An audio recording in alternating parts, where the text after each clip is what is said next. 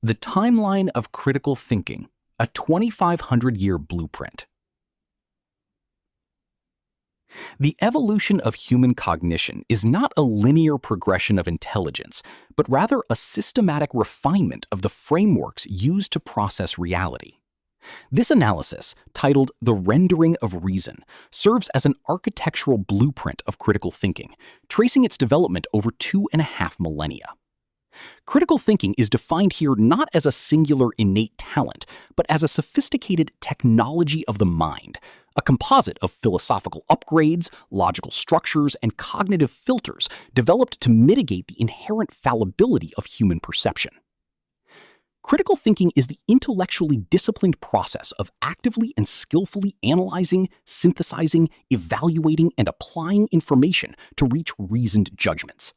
It involves questioning assumptions, discerning biases, and examining evidence, rather than simply accepting information at face value. Key components include clarity, accuracy, and logical reasoning. By investigating the historical trajectory of inquiry, we can understand how the modern intellect has been constructed to navigate the complex intersections of evidence, authority, and truth. This video provides the necessary conceptual foundation for mastering the tools of objective analysis in a world increasingly defined by information density. The evolutionary trajectory of inquiry. The history of human thought can be categorized through shifting lenses of inquiry, each representing a distinct epistemological era.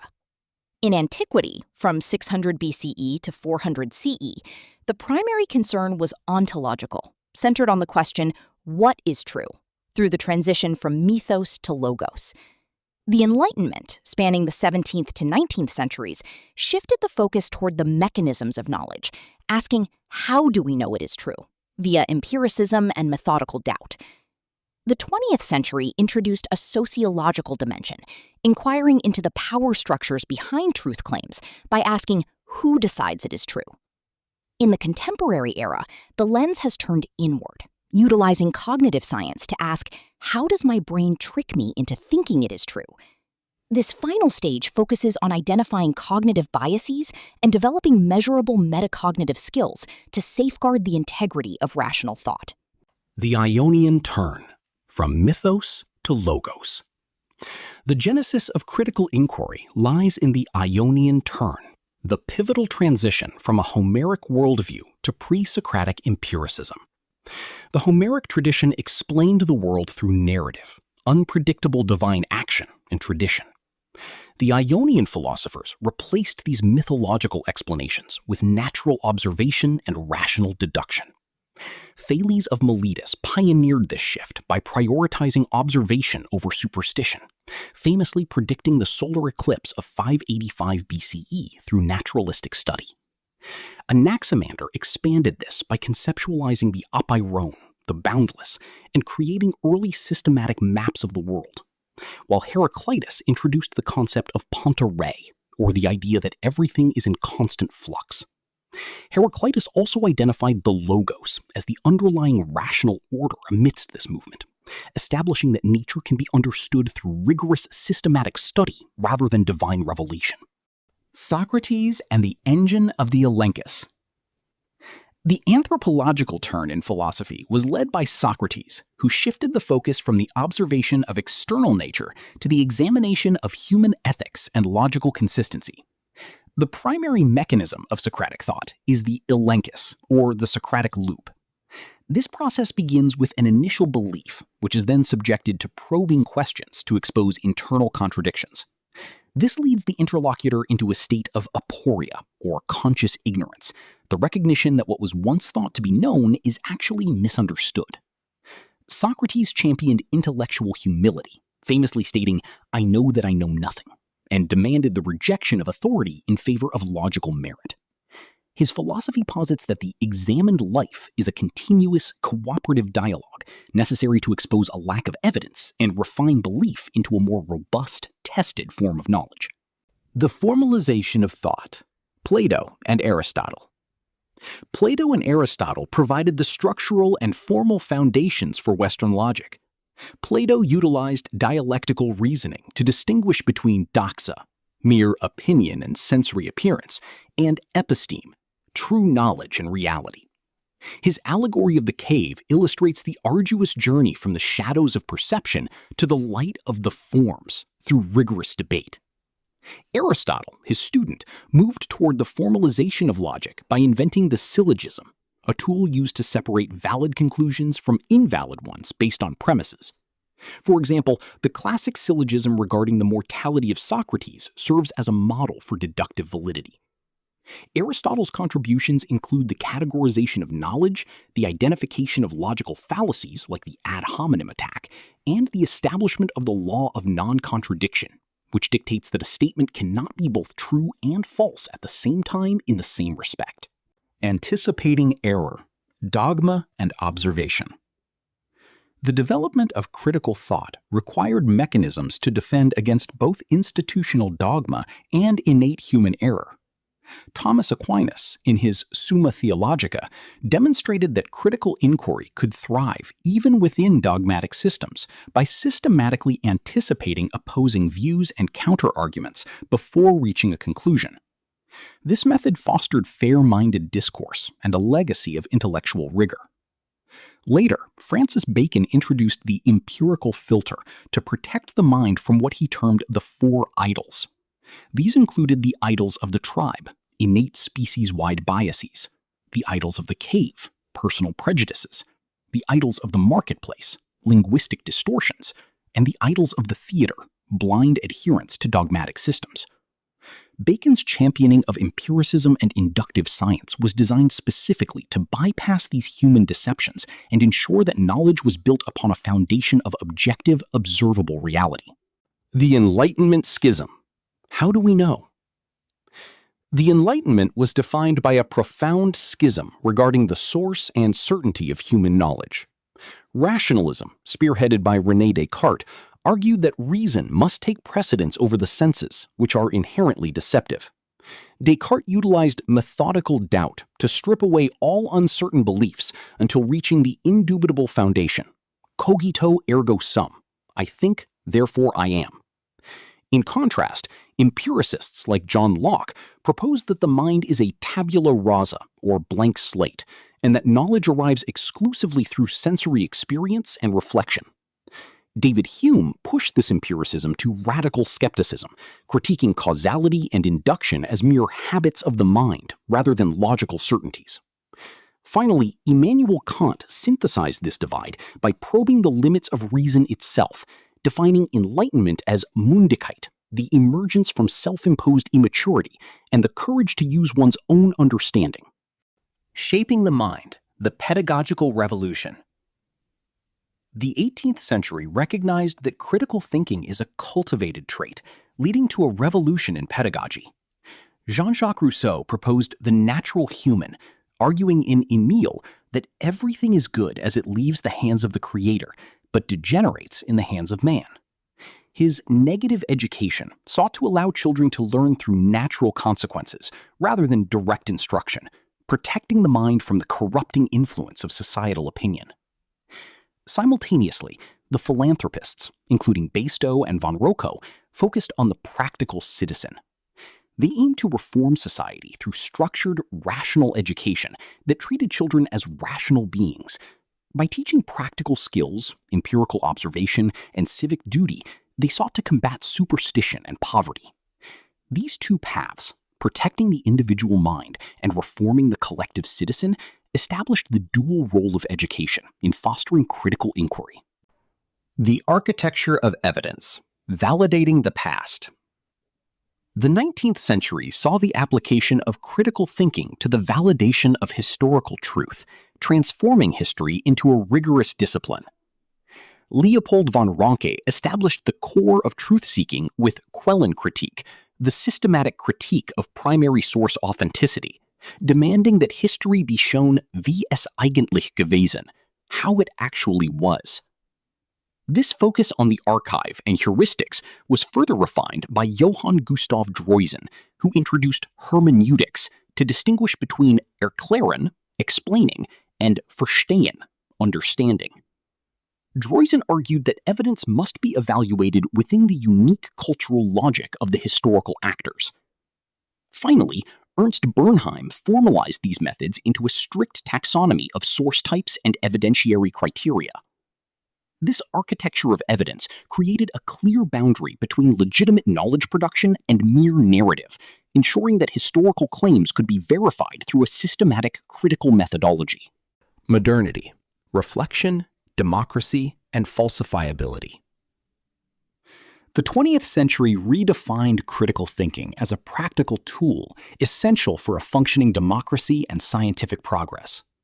John Dewey defined reflective thinking as the active, persistent, and careful consideration of beliefs in light of the grounds that support them. He proposed a 5-step inquiry process: perplexity, problem definition, hypothesis, reasoning, and testing. Dewey framed critical thinking as a scientific problem-solving skill necessary for civic life. Parallel to this, Karl Popper introduced critical rationalism and the concept of falsifiability. Popper argued that science does not progress by proving theories right, but by constantly attempting to prove them wrong. This shift prioritized bold conjectures and rigorous refutations, asserting that a theory is only as strong as its ability to survive systematic attempts to destroy it, thereby rejecting the simple certainty of induction. The 20th century divide: two branches of critique. In the mid-20th century, critical inquiry diverged into two distinct branches. The critical thinking movement took a pragmatic and educational path, led by figures like Dewey, Ennis, and Faccione. Its focus was on operationalizing logic, cognitive skills, and educational assessment to improve individual reasoning and decision-making in real-world scenarios. Conversely, the critical theory branch, originating from the Frankfurt School, including Adorno, Horkheimer, and Habermas, took a sociological and philosophical approach. This branch focused on deconstructing power dynamics, ideology, and the instrumental reason of institutions. While the former sought to enhance the individual's ability to think clearly within a system, the latter aimed to emancipate society from the hidden structures of domination and cultural manipulation inherent in those systems. Both branches remain vital to the modern understanding of critique. Power, discourse, and emancipation. Deepening the socio-political branch of critique, the Frankfurt School analyzed how instrumental reason, efficiency devoid of morality, could lead to social control. Max Horkheimer and Theodor Adorno critiqued the culture industry, while Jürgen Habermas proposed communicative action as a solution, striving for rational discourse free from domination. Parallel to this, Michel Foucault introduced the concept of power knowledge, demonstrating that truth is not objective, but shaped by historical discourses and institutions like prisons, schools, and clinics. Foucault used genealogy and archaeology to deconstruct societal norms and expose how power creates its own truth. In this framework, critical thinking is visualized as a prism. Raw truth enters, but is refracted by institutions and history into various constructed truths. The goal of this critique is to see through these refractions and understand the underlying mechanisms of social control. Ethics and judgment. Thinking as resistance. Critical thinking is not merely a cognitive exercise. It is an active moral responsibility and a form of resistance against dehumanizing systems. Hannah Arendt, in her analysis of the banality of evil, observed that great evil often results not from sociopathy, but from unthinking bureaucratic obedience. For Arendt, the duty to think is a safeguard against totalitarianism, and thought must be directly linked to action. In the realm of social justice, John Rawls proposed the veil of ignorance as a tool for impartial judgment. To design fair principles, one must imagine deciding societal rules without knowing one's own place, such as class, race, or gender, in that society. This requires rigorous, unbiased fairness and finds modern application in auditing systems, such as AI, for equity. Both Arendt and Rawls frame critical thinking as the ultimate defense of human dignity and social justice. Contemporary frameworks, operationalizing the mind. Modern critical thinking has been operationalized through three primary frameworks: Robert H. Ennis developed a taxonomy of action, defining critical thinking as deciding what to believe or do, and categorizing the thinker into 12 distinct dispositions, like truth-seeking, and 15 abilities, like credibility judgment. The Paul Elder model utilizes a wheel of 8 elements of thought, such as purpose, question, and assumptions, which are continuously assessed against 9 intellectual standards, like clarity, accuracy, and logic, to foster fair-mindedness. Finally, Stephen Brookfield focuses on hunting assumptions using 4 lenses: the self, others, colleagues, and theory. These lenses help uncover paradigmatic worldviews and prescriptive norms. Together, these frameworks provide a rigorous, systematic method for applying the abstract principles of philosophy to concrete professional and academic tasks, ensuring that the mind remains disciplined and objective. The Delphi Report, the Expert Consensus. In 1990, the Delphi Report, led by Peter Facione, established a landmark expert consensus on the definition and application of critical thinking.